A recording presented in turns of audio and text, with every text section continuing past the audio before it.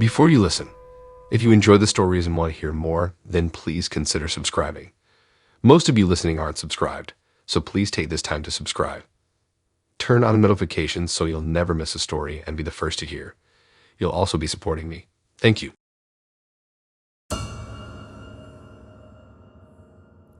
I've never been big on social media. It all just seems silly to me. People obsessed with getting likes and filtering their lives for some false persona.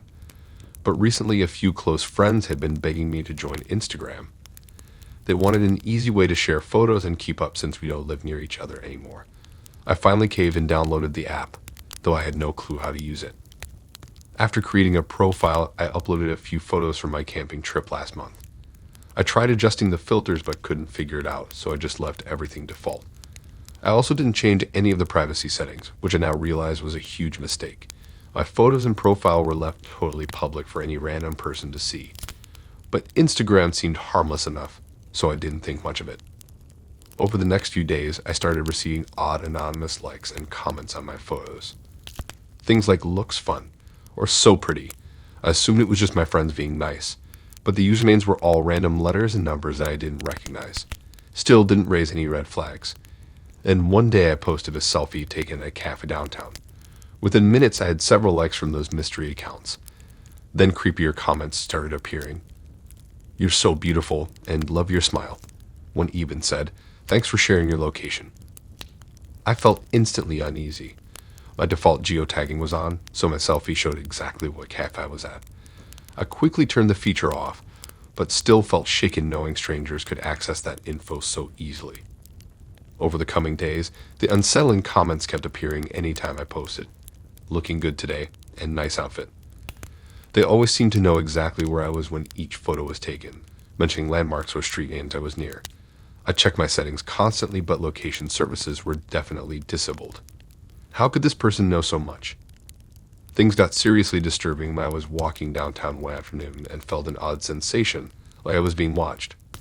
I turned quickly and thought I glimpsed someone ducking behind a building to avoid being spotted. They had been following me, I was sure of it. But when I rushed over, no one was there. Uneasy, I headed straight home. That night, I got an Instagram notification. My heart dropped when I read it. A message request from one of the anonymous accounts stalking me. Handshaking, I opened it. They had sent me a photo of myself, clearly taken earlier that day. I was looking over my shoulder with a worried expression. It was the exact moment I had felt watched downtown. There was also a chilling message. "See you soon." Blind terror washed over me. This creep had been secretly stalking me, tracking my location, spying on me in public. I frantically made my account private, reported the user, and deleted the app. But the damage was done. Someone knew where I lived, worked, and hung out. They had disturbing photos of me I didn't know existed. Over the following days, I hardly slept, instead doing sweeps for hidden cameras in my apartment when it should have been my safe haven. The police took my report, but said there was little they could do without an identified suspect. I became hyper-vigilant going out in public, avoiding my usual haunts, and taking roundabout routes. But the paranoia persisted. I still constantly feel like I'm being watched by unseen eyes. I decided to do some digging online to see if anyone else had experienced something similar. To my dismay, I found several blogs and forums describing eerily identical stalking stories on Instagram. Each mentioned accounts with random usernames that appeared friendly at first, before quickly turning aggressive and anonymous. There were even a few reports of victims later being physically attacked or robbed by their Instagram stalker. Clearly, this was a much more widespread problem than I realized. The deeper I researched, the more convinced I became that dangerous organized crime rings were using Instagram to target unsuspecting people. Maybe for human trafficking or identity theft purposes, operating behind friendly facades on popular apps. It was a haunting thought that the person targeting me could just as easily move on to another unaware victim with minimal trace or accountability. I'm sharing my terrifying story as a cautionary tale. Social media connects us in incredible ways, but also provides the perfect hunting ground for predators hiding behind masks of normalcy. You just never know who might be lurking behind a friendly photo or comment. Always use max privacy, limit sharing locations, and listen to your instincts if someone seems too eager to interact. The internet is not some harmless playground. There is darkness if you aren't cautious. I learned that lesson the hard way, and it still haunts me both online and IRL. I used to love candidly documenting life's adventures, but now social media elicits more fear than joy for me. Maybe if laws catch up to technology, I'll feel safe posting again someday. But for now, I can only warn others and hope my stalker has moved on to less vigilant prey. The truth is, it can happen to anyone. These predators know we blindly trust social platforms as safe community spaces, but they exploit that vulnerability to infiltrate our intimate worlds, turning our own happy photos and check-ins against us. Don't take the perfect Instagram life portrayed by others at face value. Maybe together we can reclaim social media as a force for good instead of fear. But we must open our eyes to its dark underbelly first.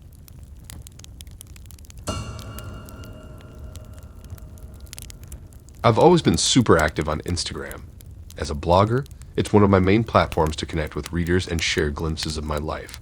I have a pretty big following from years of using IG daily and cultivating my brand there. So I felt blindsided when my account was hacked last year in a bizarre scam. It all started when I got a DM from my good friend Jenny one morning. She said, "Hey girl, I made a cute video montage for you. Click this link to check it out." I clicked without hesitation. It was from Jenny, who I trusted completely. The link took me to a plain-looking page with a video player on it. But when I tried to press play, a pop-up appeared saying I needed to log in to view the content. Again, seemed normal since Jenny sent me to some third-party site. So I entered my Instagram username and password without thinking twice. But then something seemed off. I was logged out of my actual Instagram app. Before I could figure out what was happening, Jenny was frantically calling me. Turns out her account had been hacked, and the hackers were now using it to send that video link to all her followers. My heart dropped realizing I had fallen for the scam and handed my login to hackers. I desperately tried to regain access, but the password had already been changed. I watched in horror as notifications came in that my account was now messaging all my followers with the same video link I had clicked. Within an hour, my account had reached thousands with a scam message. Anyone who entered their password had their account hijacked, continuing the cycle endlessly. The hackers were stealing identities and passwords at an exponential rate originating from my account. I immediately reported the situation to Instagram, but it took them several days to regain control and shut it down. Even after finally regaining access to my account, the nightmare was far from over. The damage done to my reputation and relationships was immense. For weeks, angry messages and even threats kept rolling in from people who had been impacted by the hacking scam originating from my account. Friends who knew me well were hurt and confused, asking how I could have done something so malicious. Others blamed me for compromising their account security too. My Instagram comments were flooded with nasty remarks calling me an idiot who helped spread viruses. Some said I must have been in on the scam, deliberately hacking others for money or fame. No matter how much I tried explaining I was an innocent victim too, people remained suspicious and skeptical. I felt completely powerless and violated by the entire experience. My account with years of memories and intimate moments was corrupted. The hackers gleefully taunted me in DMs, knowing they still likely had archived photos saved as blackmail.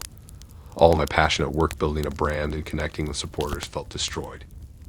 Even after the shady links were removed, it felt tainted and dangerous to post anything personal again. My sense of security online was permanently damaged. I found myself not wanting to open the app anymore, a place that used to give me joy and purpose. I worried hackers might still be lurking, watching me through my camera and location. The worst part was knowing my private photos and conversations were now in the hands of criminals. The dark web market for hacked social media content is seedy and sinister. Even mundane selfies and messages have value for nefarious purposes I preferred not to imagine. It crushed me to think precious memories and vulnerable moments shared in confidence were being viewed and traded by creeps and crooks. I felt like my inner life had been burglarized, except a physical break-in eventually ends. My data would be exploited forever. Ultimately, I deleted my old Instagram account and started fresh. It seemed the only way to fully distance myself from the tainted remains the hackers left behind. But rebuilding my brand and following from scratch was demoralizing. The hackers had stolen so much more than passwords and data. They hijacked the creative outlet and community I had poured my heart into for years. Healing would require accepting that the innocence and security I felt online was forever lost. My mistake was trusting friends, clicking blindly, but the betrayal cut so much deeper. It changed how I approached social media and the internet as a whole. Nowhere felt truly safe anymore, my accounts more liabilities than assets. Perhaps one day I'll find the courage to pick up where I left off and restore what was taken from me. But it will have to be on new terms, warier, more vigilant terms. I ignored the shadows lurking online once, but never again. Consider it a hard lesson learned through trauma I hope to spare others from experiencing themselves. Beyond identity theft, the dark web market for hacked social media accounts is booming. Accounts with large followings sell for thousands as valuable marketing assets. But even small accounts have value for spreading propaganda or malware to followers who implicitly trust messages from friends. It's a constant arms race, with hackers employing ever more devious psychological tricks to lure the next victim in. They know how to exploit our innermost hopes, fears, and desires as vulnerabilities. I now try to share what I've learned so others don't fall into these insidious traps. But awareness alone isn't enough.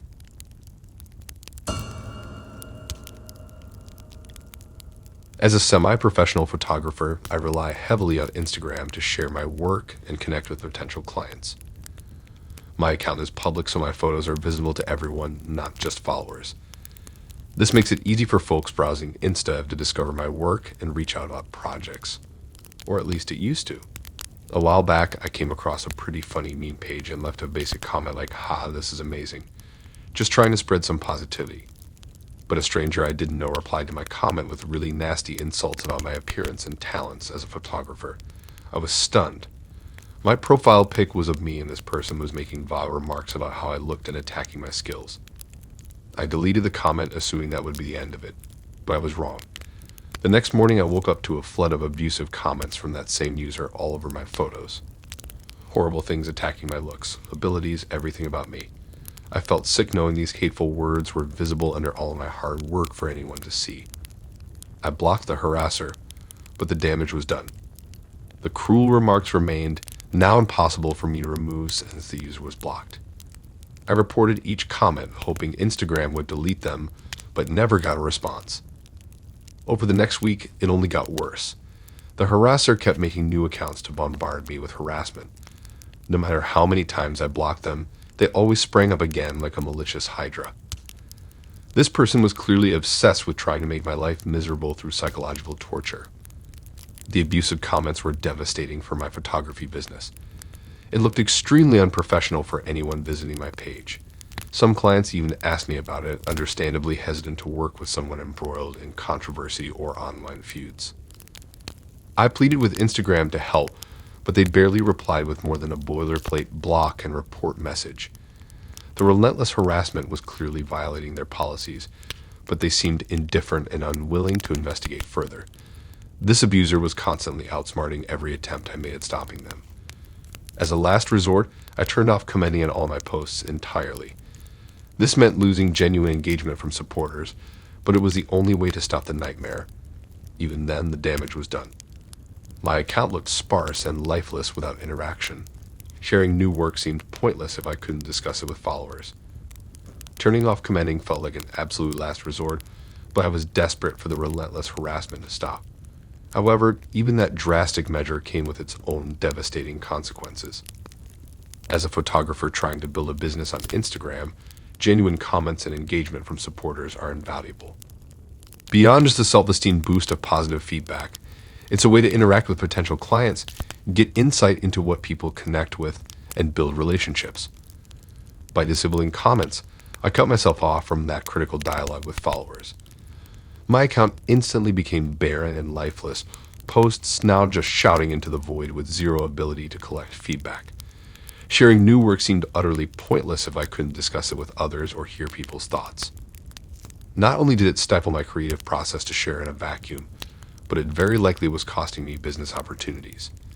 Potential clients expect to be able to ask questions about pricing or availability before booking. With no ability to respond, I knew I was losing their interest. This traumatic situation completely torpedoed my photography business. Being a successful photographer relies heavily on social media presence nowadays. It's nearly impossible to get work without an engaging, professional-looking online portfolio. All the years I invested building that were destroyed in just a few weeks by one dedicated troll. The harassment may have finally stopped, but at great cost. My passion and motivation for photography withered under the weight of fear, hurt, and isolation I felt any time I logged into Instagram after that. What was once my happy creative space had turned into a prison where sharing your work meant opening yourself to concentrated attacks. I ended up taking a long break from Instagram and even photography in general to try to regain my mental health after the torment I endured, but the experience left deep scars on my psyche. I used to eagerly share photos online, knowing people appreciated my artistic vision. Now even posting a simple sunset makes me brace for savage anonymous cruelty. I don't know if that innocent excitement at cultivating an online creative community will ever fully return for me. The darkness that lives and breathes unchecked on social media ends up poisoning even the kindest corners of the internet. Thanks for listening in. If you like these stories and want to hear more, then please subscribe and like and support this new channel. We have more stories for you to listen to.